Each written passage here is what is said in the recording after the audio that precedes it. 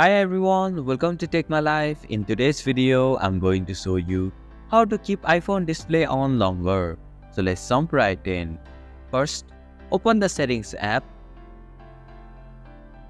Go to the Display and Brightness settings.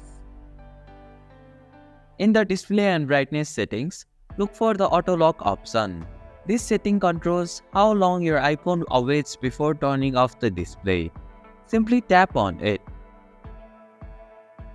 You will now see a list of time options for the auto lock setting. Tap on the time period you want to set, whether it's 1 minute, 2 minutes or even never, to keep the display on indefinitely. And this is how you can keep iPhone display on longer. Thank you for watching Take My Life.